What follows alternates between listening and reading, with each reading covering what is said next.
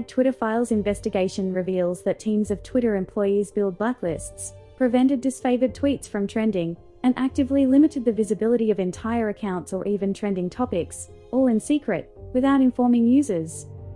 Twitter once had a mission to give everyone the power to create and share ideas and information instantly, without barriers. Along the way, barriers nevertheless were erected. Take, for example, Stanford's Dr. Jay Bhattacharya, who argued that COVID lockdowns would harm children. Twitter secretly placed him on a trends blacklist, which prevented his tweets from trending. Or consider the popular right-wing talk show host, Dan Bongino, who at one point was slapped with a search blacklist. Twitter set the account of conservative activist Charlie Kirk to Do Not Amplify. Twitter denied that it does such things. In 2018, Twitter's Vijaya Godde, then head of legal policy and trust, and Kayvon Bakor, head of product, said, "We do not shadow ban." They added, "And we certainly don't shadow ban based on political viewpoints or ideology." What many people call shadow banning, Twitter executives and employees call visibility filtering or VF. Multiple high-level sources confirmed its meaning. Think about visibility filtering as being a way for us to suppress what people see to different levels.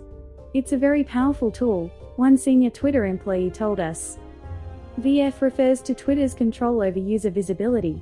It used VF to block searches of individual users, to limit the scope of a particular tweet's discoverability, to block select users' posts from ever appearing on the trending page, and from inclusion in hashtag searches. All without users' knowledge. We control visibility quite a bit. And we control the amplification of your content quite a bit.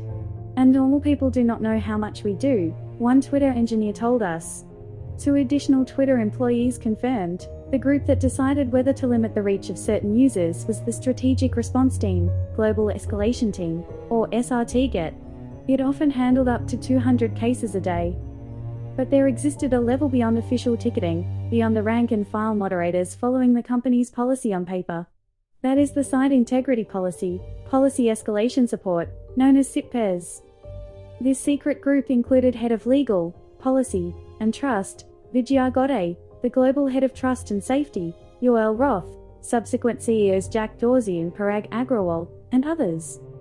This is where the biggest, most politically sensitive decisions got made.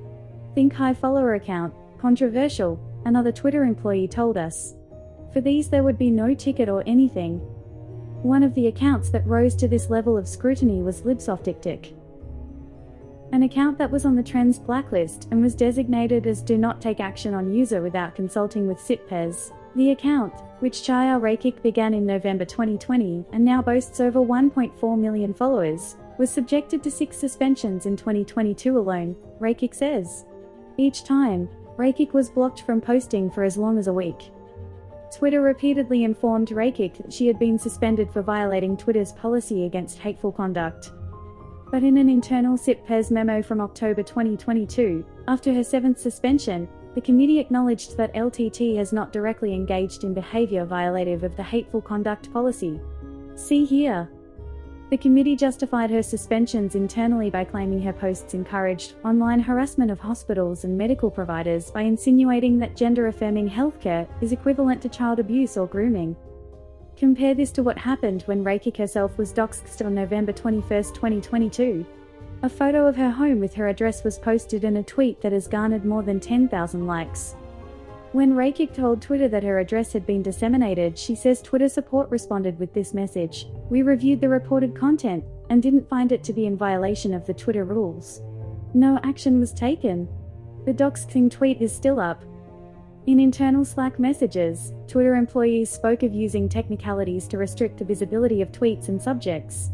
Here's Yoel Roth, Twitter's then Global Head of Trust and Safety, in a direct message to a colleague in early 2021.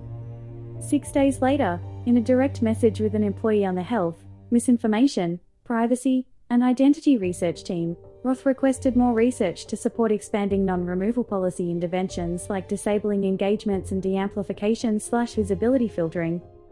Roth wrote, "The hypothesis underlying much of what we've implemented is that if exposure to, for example, misinformation directly causes harm, we should use remediations that reduce exposure, and limiting the spread/virality of content is a good way to do that." He added, We got Jack on board with implementing this for civic integrity in the near term, but we're going to need to make a more robust case to get this into our repertoire of policy remediations, especially for other policy domains. This is the end to Twitter Files Part 2. You can see in the images that Bari Weiss had made some other statements. I will link the entire second Twitter Files Part 2 in description. Other than that, thanks for watching and or listening. If you liked this video, hit like and maybe subscribe. I will be working on part 3 and uploading it as soon as I am done.